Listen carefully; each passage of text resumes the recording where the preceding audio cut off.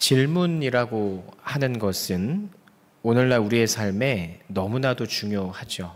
질문이라고 하는 것이 없다고 생각을 하면 우리의 삶은 아마도 무의미할 겁니다. 예를 들면 여러분들이 아침에 일어나서 잠이 들기 전까지 사소한 것 하나, 스스로에게든 아니면 만나는 사람들마다이거든 뭔가를 물어보게 됩니다. 그리고 그 물어보게 되는 것에 대한 그 답을 얻어서 내가 어떠한 일을 행하게 되죠. 행위를 하게 됩니다. 이런 과정이 아침부터 저녁까지 그리고 매일매일 같이 이어지게 됩니다. 질문을 하고 답을 받고 그것에 따라서 내가 어떤 행동을 하고 이 패턴이 이어진다는 거예요. 아침에 일어나서 뭘 먹을까? 뭘 입을까? 내가 만약에 뭐 먹을까를 생각했다면 사과를 먹어야지. 그러면 사과를 먹게 되고 우유를 마셔야지. 그럼 우유를 마시게 되고 뭘 입을까를 고민했다면 치마를 입을까? 반바지를 입을까? 그래야지. 그래서 반바지를 입든 치마를 입든 내가 질문하고 답한 것에 대해서 움직이게 되어 있다는 거예요. 이런 사소한 질문에서 끝나지 않고 일을 진행해야 되는데 어떻게 해야 될지 방법을 잘 몰라서 이런 부분은 어떻게 하는 게 좋은 걸까? 이런 의문들이 생길 때가 있잖아요. 선택지들이 막 있으니까 뭐가 더 현명한 걸까? 이런 것들을 내 주변 사람들이든 잘 아는 누구에게든 물어보게 되죠. 그럼 이렇게 하는 게 내가 봤을 때 좋은 것 같아. 이런 답을 우리가 듣게 되고 그래서 내가 결정을 하게 되면 또 그대로 맞춰서 그 일을 우리가 행하게 되는 겁니다. 진행을 하게 되죠. 그렇듯이 우리 삶에는 사실 이 질문 그리고 그 질문에 대해서 얻게 되는 답을 통해서 내가 삶이 이어지는 거예요. 그러니까 단순화해서 이야기를 하면 그만큼 질문이라는 것이 우리 삶에 있어서 근본적으로 가장 좀 기본적이면서 필수적인 그 요소 중에 하나다. 우리가 묻고 답을 받고 행하는 이 과정이 중요하다라는 거예요. 그런데 이것은 오늘날 우리에게뿐 아니라 과거에도 그랬고 지금도 그렇고 아마도 앞으로도 그럴 거예요. 질문이라는 것은 우리 인간의 삶에서 빼놓고 살아갈 수가 없다라는 거죠. 인류의 시작부터 지금까지. 성경에서 보더라도 창세기부터 시작을 하잖아요. 그 창세기에서 뭐부터 시작하죠? 하나님의 창조로 시작을 합니다. 그래서 하나님이 첫 인간인 아담 그리고 하와를 만드셨어요. 그리고 이 에덴 동산에서 그것을 시작을 하잖아요. 이들의 삶이. 그런데 여러 가지 일들이 있었지만 그 가운데 결국 그 사탄이 나타나서 이 아담에게 질문을 하면서 권유를 하죠. 뭘 질문하죠? 너 저 선악과 먹으면 하나님처럼 될 수 있어. 먹어보지 않을래? 그랬더니 그것에 대해서 아담이 동조를 합니다. 진짜 이 선악과를 먹으면 하나님처럼 될 수 있는 걸까? 스스로 질문을 하고 스스로 판단한 뒤에 답을 하게 되죠. 그래, 한번 먹어보자.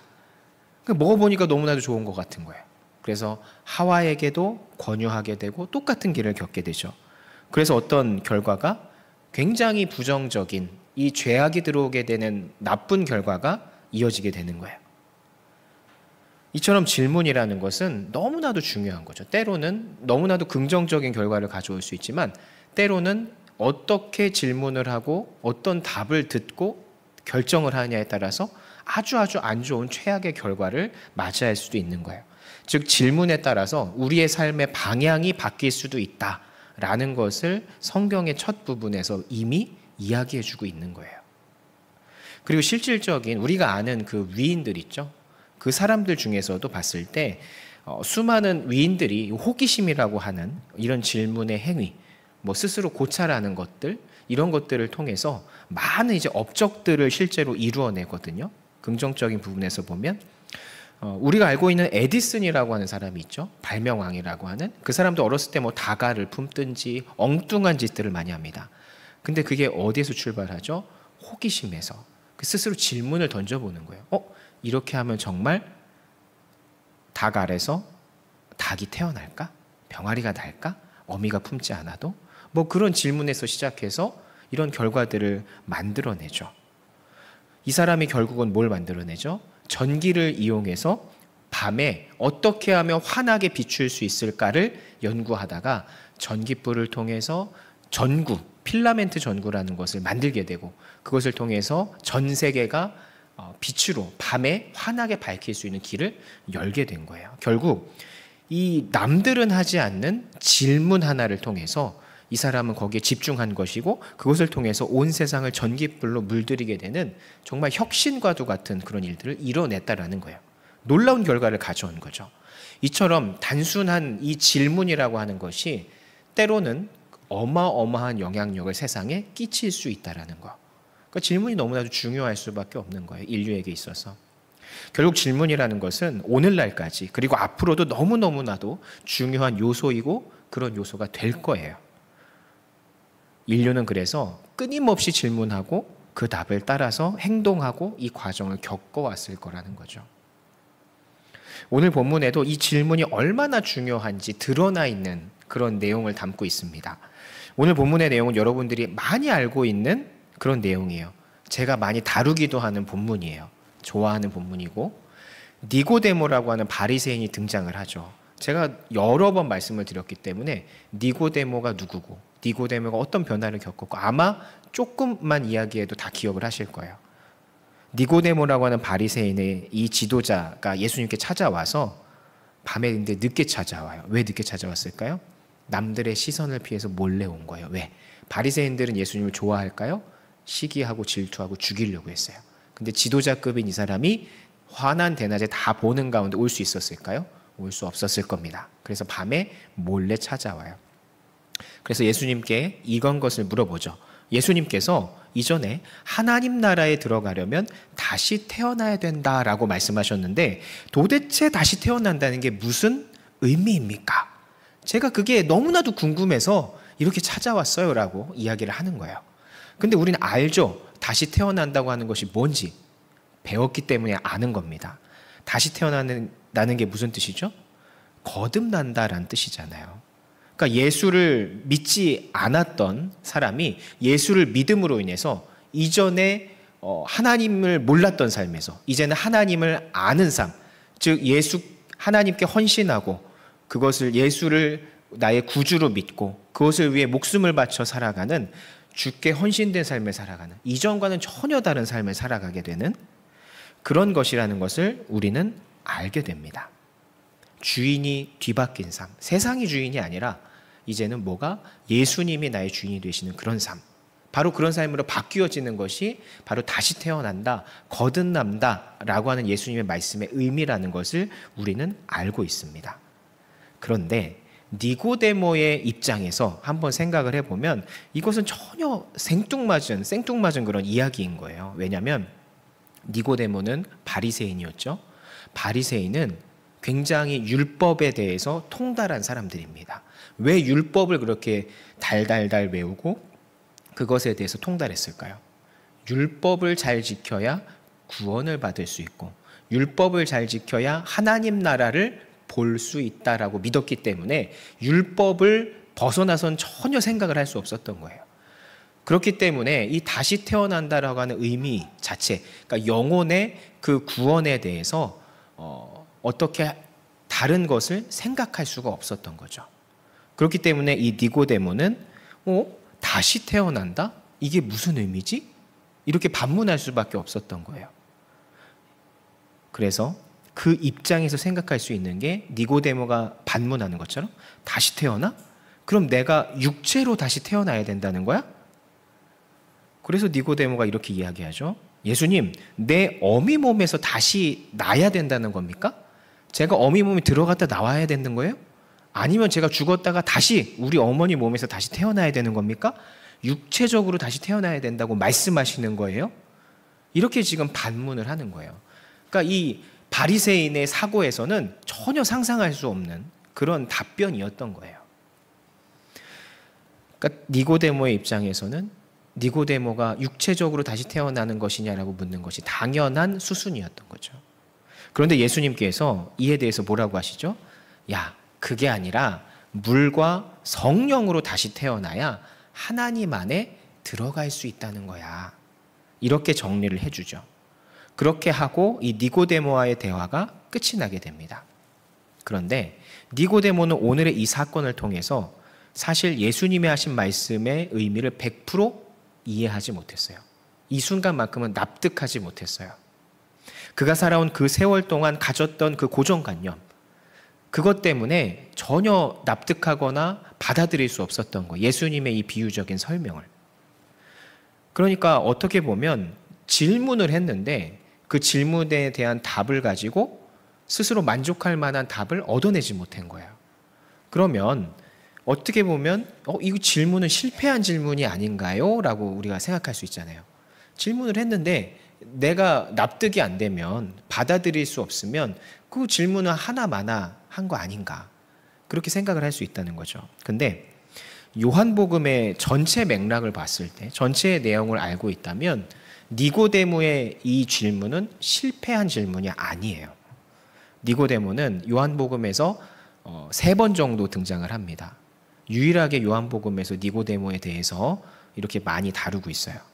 첫 번째가 오늘 본문인 3장이고 그 다음이 7장과 19장에 등장을 합니다. 오늘 3장에서는 질문을 했지만 납득하지 못하고 그대로 돌아가는 이런 상황인 거고, 7장에서는 니고데모가 좀 변합니다. 예수님이 어떤 상황이냐면 바리새인들에게 둘러싸여서 공격을 당하고 있어요. 그러니까 이제 말로 비난을 당하고 있고 예수님이 행한 그것에 대해서 질타를 받고 있는 그 상황, 그 상황에서 니고데모가 예수님의 편을 들어줘요. 그리고 반론을 제기합니다. 같은 바리새인들에게. 이거 놀라운 일 아닙니까? 3장에서는 니고데모가 언제 찾아왔다고요? 밤 늦게 몰래 찾아왔다고. 왜? 들킬까 봐. 겁이 난 거죠. 근데 지금은 대놓고 뭘 하고 있어요? 예수님을 보호하고 예수님 대신에 그것을 이야기 항변을 해주고 있어요. 그것은 이것만 봐도 니고데모가 예수님이 정말 특별한 분이시라는 것을 인식하고 믿기 시작했구나 정도까지는 우리가 알 수가 있겠죠. 그러니까 니고데모의 변화가 일어난 거예요. 뭐에서 시작해서? 실패했다라고 보여지는 그 질문에서 시작을 해서 변화가 보이는 겁니다. 그리고 19장은 더 대단해요. 19장에 이르러서는 아리마대 요셉이라는 사람과 함께 예수님을 장사 지내게 됩니다. 예수님 돌아가셨어요. 시체가 있습니다. 근데 중범죄자의 시신은 보통 어떻게 하죠? 잘 안 가져가요. 가져가면 그 사람도 같이 돌팔매질을 당하거나 이렇게 위험에 처할 수도 있죠. 그 사람 편든다고. 그런데 돈이 많이 있었던 아리마대 요셉, 그리고 사회적인 지위가 있었던 이 니고데모가 나서서 장례를 치러줍니다. 자신들의 모든 그 물품과 돈과 그리고 땅을 제공을 해가지고, 이건 뭐죠? 자기가 돌팔매질 당할 수 있음에도 예수님을 장사 지내요. 근데 예수님이 뭐 때문에 죽었죠? 자신이 메시아라고 한 그것에 대해서 비난하고 질투하고 시기했던 바리새인들에 의해서 결국은 십자가에 못 박혀 죽임당하셨단 말이에요. 예수님을 장사 지낸다는 건 뭐예요? 정성스럽게 그분을 인정한다는 거예요. 뭐를? 그분의 메시아 되심을 인정한다고 하는 거죠. 이게 3단계로 변화하는 과정이 보이시죠? 이 니고데모의 신앙이 어떻게 변했는지. 요한복음 3장, 7장, 이 19장의 시간의 흐름에 따라서 니고데모의 변화를 보면 예수를 단순한 선지자 혹은 선생님 정도로 여겼던 것에서 결국에는 그리스도, 하나님의 아들이시자 메시아로 인정을 하게 되는 거예요. 엄청난 변화인 거예요. 목숨을 걸고 예수를 믿는 예수쟁이가 되었다라는 거죠. 결국 하나의 질문이 니고데모의 뭘 바꾼 거예요? 삶을 바꿔버린 겁니다. 그의 방향을 바꿔버린 거예요. 질문 하나가. 예수님의 말씀대로 니고데모의 영적인 두 번째 인생이 그 질문에서부터 시작이 된 겁니다. 그 당시에는 네가 다시 태어나야 한다는 것이 몰랐어요. 그런데 굉장히 재밌게도 이 실패한 질문에서 시작을 해서 니고데모는 정말 물과 성령으로 다시 태어나는 예수를 믿는 자로 변모했다고 하는 겁니다. 이게 얼마나 놀라운 하나님의 말씀의 신비이고 섭리의 신비 아니겠어요? 이렇듯이 실제적인 삶에 있어서도 그렇지만 영적인 부분에 있어서도 질문이라는 것은 너무나도 중요한 겁니다. 우리가 하나님 앞에 우리의 신앙을 두고 어떠한 질문을 하느냐에 따라서 우리의 신앙의 방향이 바뀔 수가 있는 거예요. 우리뿐만 아니라 누구도, 우리의 자녀들도 마찬가지예요. 우리의 자녀들이 어떠한 신앙적인 질문을 가지고 사느냐에 따라서 그들의 신앙의 인생이 바뀔 수가 있는 거예요. 그러니까 이 질문이라는 게 우리뿐 아니라 우리의 자녀들에게도 너무나도 중요하다라고 하는 걸 알 수가 있죠. 그리고 이 질문이 내가 지금 하고 있는 질문, 신앙에 대해서, 그리고 내 자녀가 그냥 뭐 별 의미 없이 하는 신앙의 질문이라고 할지라도 하나님은 그 질문 하나하나를 신경 써서 그들에게 응답을 해 주실 거예요. 그럼 그 과정을 통해서 뭘 하실까요? 니고데모의 신앙이 변했던 것처럼 나와 우리의 자녀들의 신앙도 변하도록 이끄실 거예요. 그렇기 때문에 우리는 이 자녀들을 위해서 기도해야 됩니다. 이 자녀들이 하나님 앞에 다른 건 다 몰라도 신앙의 부분에 있어서 본질적인 영혼의 구원에 대한 질문을 할 수 있도록 우리가 중보해주고 기도해주고 애써야 되는 거예요. 그것이 없다면 우리가 아무리 여기 갖다 앉혀놓는다 한들 우리가 죽고 나면, 우리 세대가 지나고 나면 과연 그들이 믿음을 가지고 있을까? 이런 것을 걱정하게 되는 거죠. 과거에는, 그리고 지금은 우리가 몸이 아프면 스마트폰을 통해서 검색을 많이 하죠. 어떤 병원이 뭘 잘하더라, 어떤 선생님이 뭐 전문이더라, 다 이렇게 검색을 해요.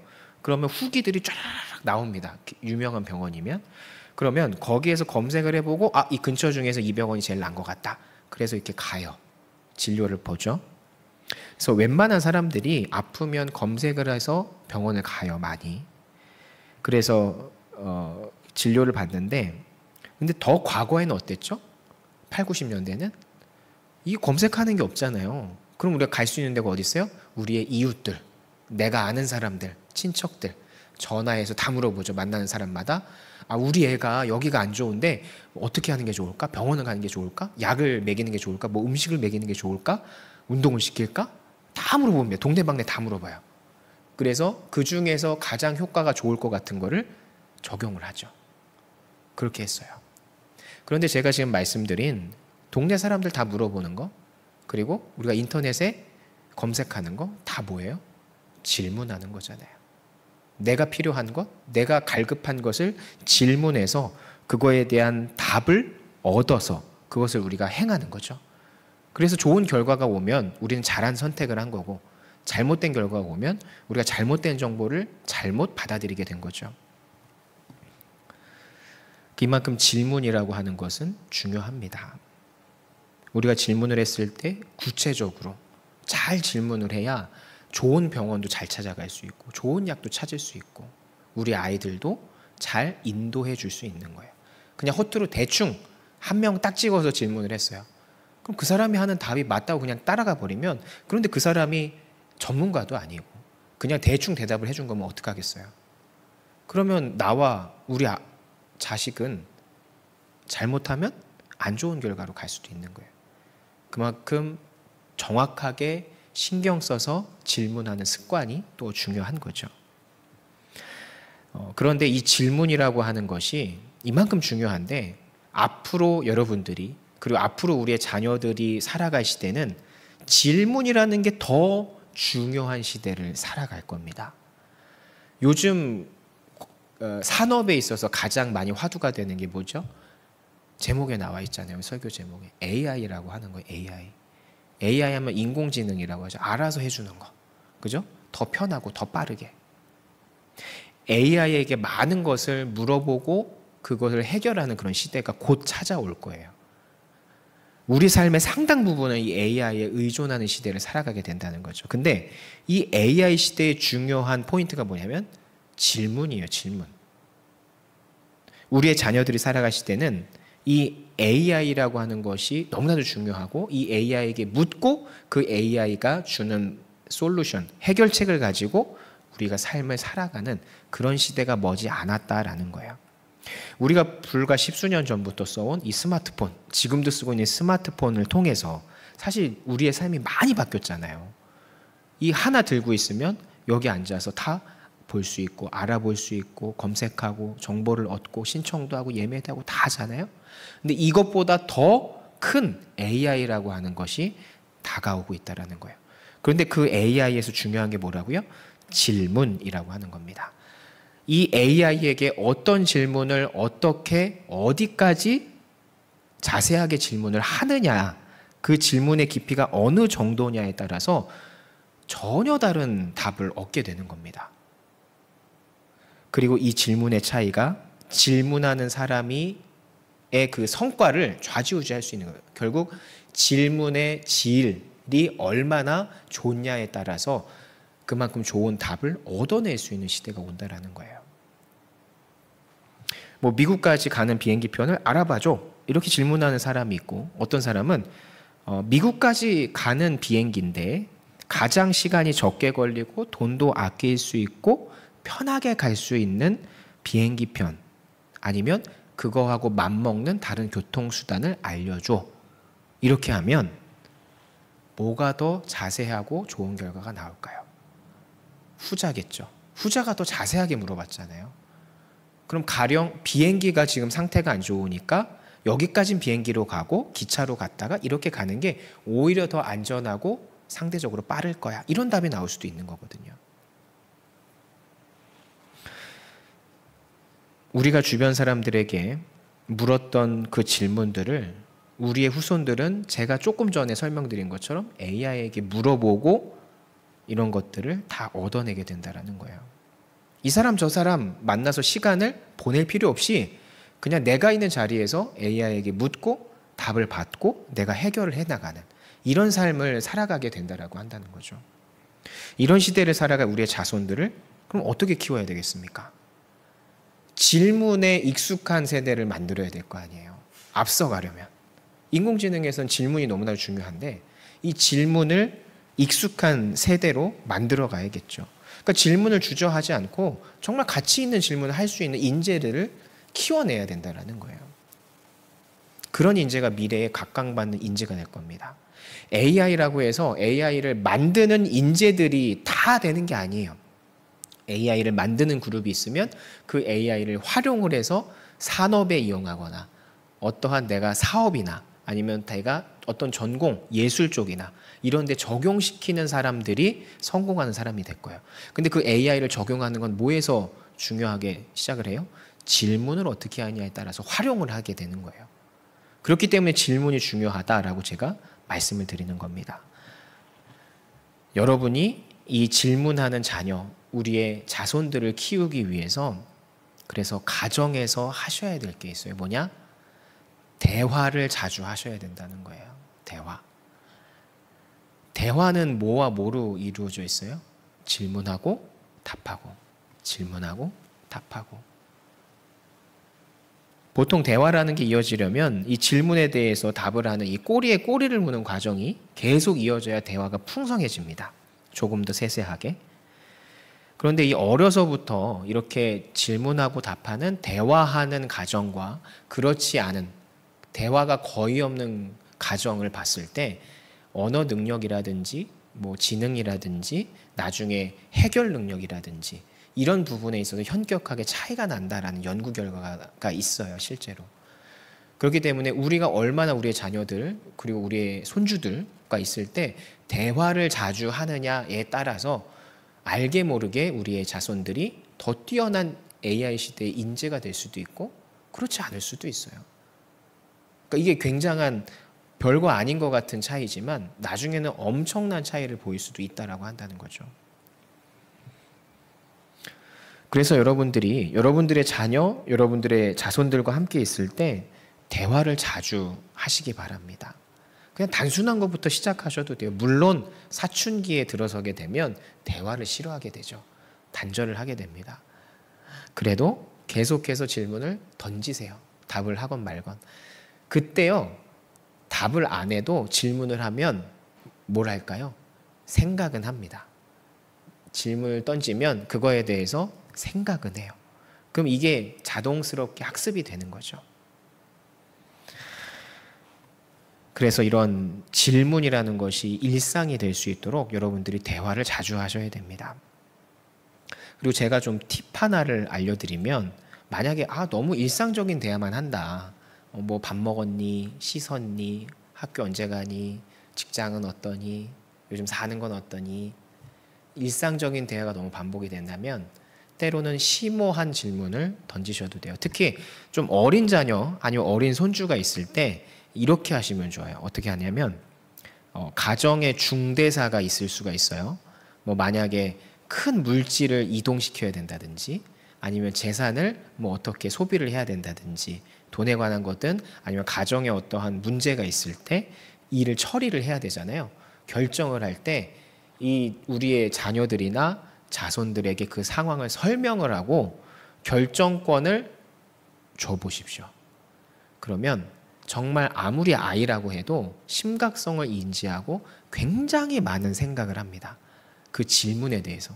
그럼 그 아이의 대답하는 정도가 눈에 띄게 달라져요. 그런 거를 몇 번 하다 보면. 왜 그럴까요? 질문을 들었는데 그 질문에 대해서 많은 생각을 하게 되고, 그 많은 생각을 통해서 나온 답이 있기 때문에 그 과정이 자연스럽게 질문과 답을 하게 되는 학습이 돼요. 그럼 그거를 통해서 생각지도 않은 놀라운 이 질문에 대해서 답을 하고, 답을 가지고 또 질문을 하게 되는 이런 과정들이 반복이 되면서 그 능력이 키워진다라고 한다는 거죠.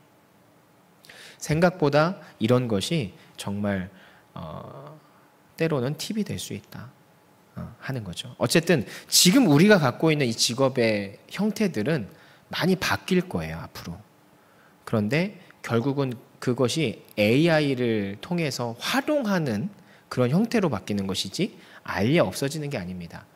그러면 이 AI를 잘 활용해서 우리가 지금 하고 있는 일들을 AI를 활용해서 할 수 있는 사람들, 우리의 자녀들이 만약에 그렇다고 한다면 그 사람들은 중용될 거예요. 쉽게 생각하면 지금은 우리가 뭐 직장에 가서 뭐 공무원들이 만약에 있다고 한다면 민원을 처리한다고 하죠. 그럼 민원을 처리한다고 했을 때 앞에서 뭐 5명, 6명이 다 담당이 앉아 있잖아요. 민원 그 보는 사람들이. 그러면 앞으로는 어떻게 될까요? 그것이 거의 자동화 AI로 바뀔 수도 있습니다. 창구에서 사람이 맞이하는 게 아니라 AI가 맞이를 하는 거예요. 그런데 그 AI를 활용해서 그 업무들을 처리할 수 있는 능력이 있는 사람. 즉 만약에 민원인이 왔는데 질문을 잘 못해요. 이거 내가 뭘 해야 되는지 정확히 모르겠어. 그러면 거기에서 팀장 정도 되는 사람, AI를 잘 활용해서 이 민원을 처리할 수 있는 사람, 그런 사람은 관리자 정도가 되겠죠. AI를 잘 활용하는 사람이 그렇게 살아남는 거예요, 앞으로는.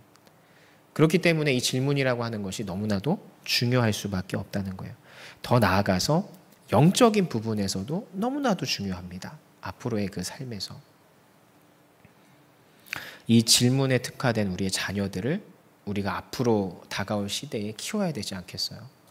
그들의 삶에 있어서 질문하는 세대, 삶에 있어서 질문을 하지만 또 영적인 부분에 있어서도 하나님께 질문할 줄 아는 그런 세대를 우리가 키워야 된다는 거예요. 이 영적인 부분에서의 질문은 너무나도 중요합니다. 예수님에 대해서, 하나님에 대해서 본질적으로 이 질문하는 습관을 가진 자, 이 사람들이 영적으로 살아남게 되는 거죠. 오늘 본문에서 니고데모는 영적인 질문으로 시작을 했어요. 그것에 대해서. 그런데 제대로 된 이해할 만한 답변을 듣지는 못했죠. 이해하지 못했으니까. 그런데 결국은 어떻게 변화했죠?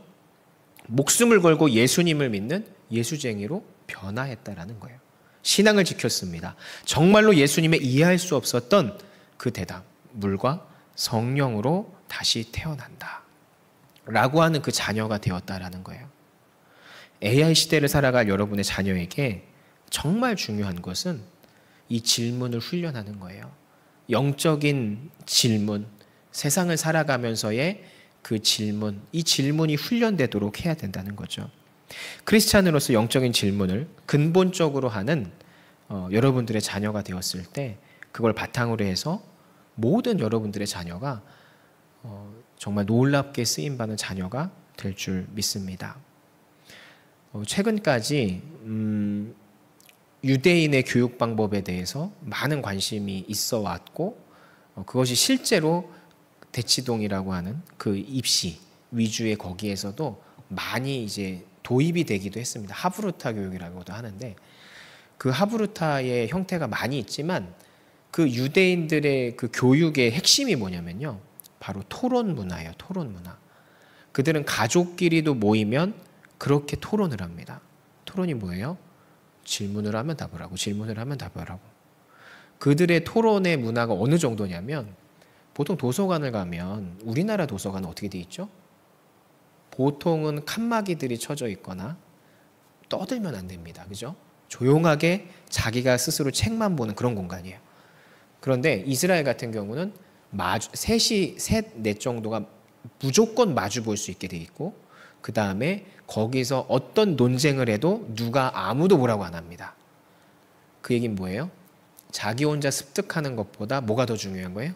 토론하는 게 더 중요하다라고 여기는 문화가 바로 그곳이에요. 심지어 대학교 강의에서 교수가 학생한테 질문을 합니다. 그럼 그 질문을 받은 학생이 막 답을 해요. 근데 또다시 그것에 대해서 교수에게 질문을 합니다. 근데 중간에 다른 학생이 껴들어요. 그런데 네가 답한 거에 대해서 이의가 있는데 나는 이렇게 생각해. 그럼 막 둘이서 막 얘기를 합니다. 그럼 또 네 번째 사람이 또 껴들어요. 그럼 자기들끼리 막 토론을 합니다. 수업 종이 쳐요. 교수가 그냥 나갑니다. 이게 뭘 의미할까요? 우리나라에서는 교수님의 강의를 끊는다? 강의 시간을 허비한다? 큰일이죠. 근데 이스라엘은 그렇지 않다라는 거예요. 왜? 그걸 존중하는 겁니다. 그게 얼마나 중요하다는 것을 알기 때문에. 그만큼 질문이라고 하는 것 너무나도 중요한데 이스라엘은 저는 이 질문, 토론의 문화가 있기 때문에 지금도 강국이고 앞으로도 강국일 거라고 생각해요. 그들은 이미 질문하고 답하는데 특화되어 있어요. 그래서 저는 이스라엘이 정말 끝까지 다음 시대에서도 살아남겠구나 그런 생각을 하게 되죠. 결국 우리가 하나님 앞에 이 질문하는 것이 중요한 것인데 이 질문은 결론적으로 기도겠죠.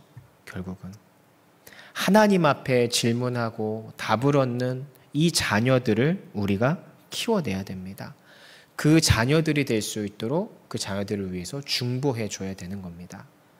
그래야만 이 앞으로의 험난한 시대, 앞으로는 예수 믿는 게 더 힘들어질 거예요. 세상에 즐길 거리가 너무 많고요. 예수를 믿는다는 것을 자랑스럽게 여기지 않는 문화가 만연할 될 겁니다. 오히려 공격받는 일들이 많이 생길 수도 있어요.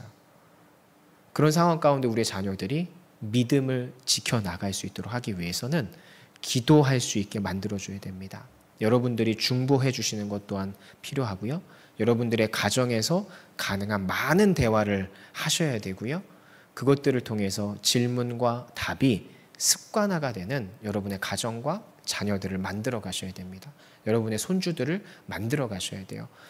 그렇다고 해서 지금 시작해서 어떻게 그냥 좀 어색한데 이러시지 마시고 일단 던져보세요. 그럼 누가 하세요? 하나님께서 그거 분위기를 이끌어 가실 거예요. 제가 아까 얘기했죠. 중2 그리고 고등학생 아무리 답을 안 해도 생각은 한다고요. 여러분들이 신앙적인 고민이 있거나 여러분들이 중대사를 결정해야 될 것들을 가감없이 여러분들의 자녀, 여러분들의 손주들에게 공유하세요.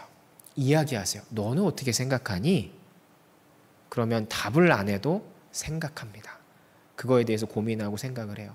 그것이 쌓이다 보면 저는 하나님께서 정말 니고데모가 그런 극적인 신앙의 변화를 겪은 것처럼 여러분의 자녀와 여러분의 손주들에게도 똑같이 역사하실 것이라고 믿습니다. 이 AI 시대를 살아갈 다음 세대들에게 우리가 물려줄 수 있는 건 물질도 아니고 사회적인 지위와 명예도 아닙니다. 그들에게 넘겨줄 수 있는 것은 그들이 하나님께 질문하도록 가르치는 것, 기도할 수 있도록 해주는 것, 이것밖에 우리에게는 없습니다. 앞으로의 그 험난한 시대를 우리의 자녀들이 기도의 힘으로 버티며 살아갈 수 있도록 여러분들부터 여러분의 가정에서 이렇게 하나님께 질문하는 그런 신앙의 가문으로 먼저 변화시키셔서 우리의 자녀들을 탈바꿈시키시고 앞으로의 그 시대에서 정말 인재로 양육될 수 있도록 여러분들이 자녀들을 위해서 기도하시는 그런 가정들이 되시기를 예수님의 이름으로 축원합니다. 기도합니다.